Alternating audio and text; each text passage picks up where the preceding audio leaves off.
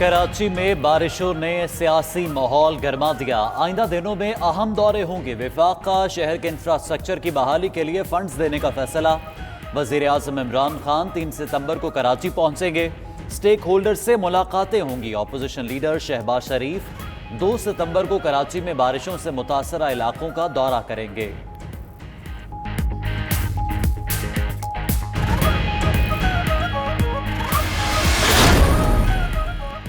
पाक आर्मी की कराची में बारिश से मुतासरा इलाकों में इमदादी सरगर्मियां जारी। ISPR के मुताबिक आर्मी इंजीनियर्स ने गिजरी अंडरपास भी क्लियर कर दिया। मोबाइल रिकवरी व्हीकल्स मुतासरा गाड़ियां हटाने में मसरूफ। कराची में नालों के एतराफ तजावुजात के खिलाफ जल्द ग्रैंड ऑपरेशन होगा। अजलई इंतजामिया को ऑपरेशन में फौज और रेंजर्स की मदद भी हासिल होगी। पहले मरहले में शहर के 12 मकामात पर गैर कानूनी तामीरात गिराई जाएंगी।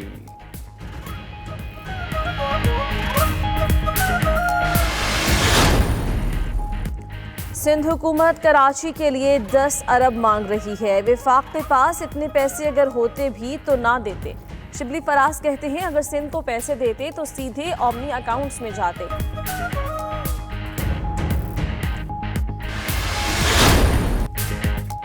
मौजूदा हालात में आवाम पर बोझ नहीं डाला जा सकता। वजीर आजम ने पेट्रोलियम कीमतें बढ़ाने की समरी मुस्तरद कर दी। जराए के मुताबिक ओगरा ने पेट्रोल 9 रुपये 71 पैसे और हाई स्पीड डीजल 9.5 रुपये लीटर महंगा करने की सिफारिश की थी।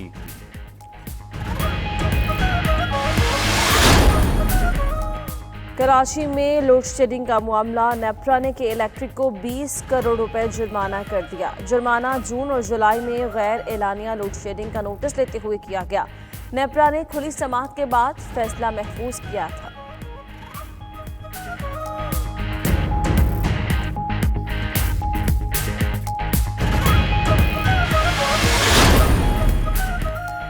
वजीर आजम इमरान खान आज लाहौर का दौरा करेंगे। जराए के मुताबिक वजीर आजम लाहौर में अहम इजलासों की सदारत करेंगे। अरकान असेंबली और ब्यूरोक्रेसी से भी मुलाकातें होंगी। पंजाब के तरक्याती मंसूबों और हुकूमत की 2 साला कारकर्दगी पर ब्रीफिंग दी जाएगी।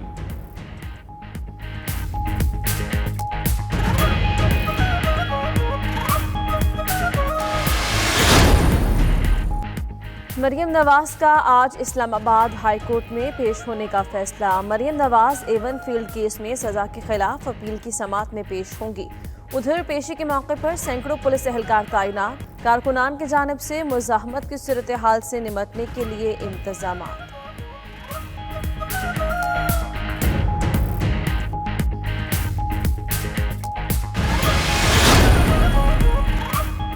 नवाज शरीफ की रेफरेंसेस में अपीलों की समाअत पर हाजिरी से इस्तिस्ना की दरखास्त। समाअत आज होगी। नवाज शरीफ ने इस्लामाबाद हाई कोर्ट को यकीन दहानी करवाई कि डॉक्टर्स ने सेहतयाबी के बाद इजाज़त दी तो पहली फ्लाइट से पाकिस्तान आएंगे। नैब का नवाज शरीफ की इस्तिस्ना की दरखास्त और सजा के खिलाफ अपीलों की मुखालिफत का फैसला।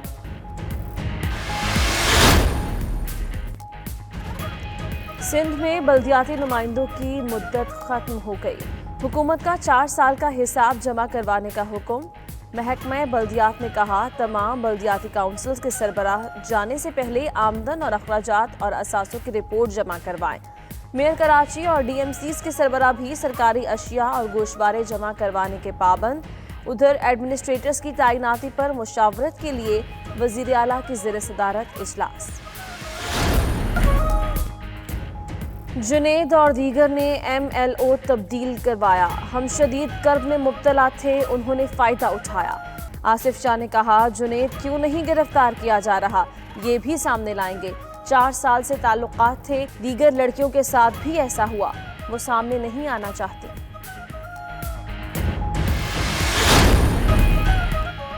सऊदी अरब के सफ़ीर नवाफ बिन सईद अल मालिकी की वज़ीर ख़ारिजा शाह महमूद कुरैशी से मुलाकात।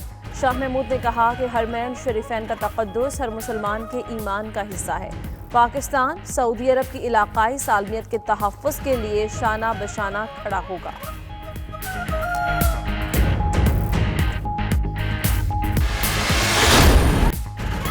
पाकिस्तान और इंग्लैंड की टीम्स तीसरे टी20 में आज मद्दे मुकाबिल होंगी। मोहम्मद आमिर अनफिट, वहाब रियाज या हैदर अली की शमूलियत का इम्कान।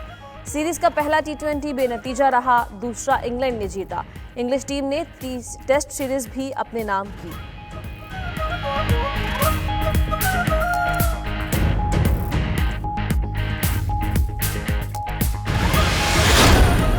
और Tour de France cycle race का तीसरा मरहला ऑस्ट्रेलिया के कैलब एवान ने जीत लिया। आयरलैंड के सैम बेनेट दूसरे, इटली के गियाकोमो नेज़ोलो तीसरे नंबर पर रहे। फ्रांस के जूलियन बदस्तूर ओवरऑल पहली जर्सी के हकदार ठहरे।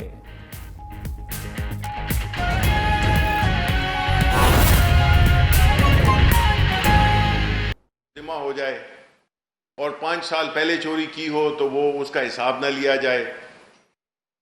तो ये तमाम तर चीज़ें जो कि वो मांग रहे हैं, आप अगर देखिए उन्होंने पाकिस्तान की पूरी सियासत को, पाकिस्तान की पूरी जो इस वक्त हमारे जो एक बजाय इसके कि वो मशवरा दें, बजाय इसके कि वो कुछ अपना प्रोग्राम लेके आएँ, उनकी नेगेटिव सियासत जिसमें कि कभी APC जो कि होनी नहीं है, अगर हुई भी तो एक बस अलामती सी होगी, उसमें कोई पोटेंशियल को नज़र नहीं आता। एक दूसरे के खिलाफ इनकी बदनीयती हैं, एक दूसरे से मिलना नहीं चाहता।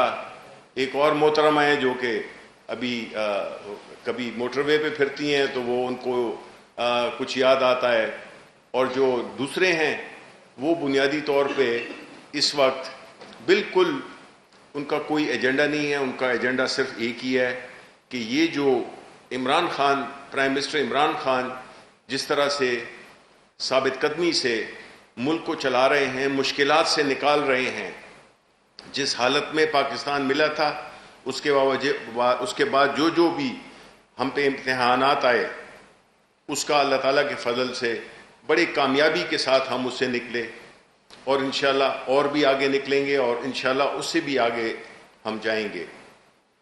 जबकि अपोजिशन का जो सबसे इस वक्त जो एक ऑब्जेक्टिव है वो है कि किसी ना किसी तरह से ये हुकूमत फेल हो जाए। उनको पाकिस्तान के अवाम से कोई दिलचस्पी नहीं है, वो हमने देख लिया है पिछले कितने बरसों में।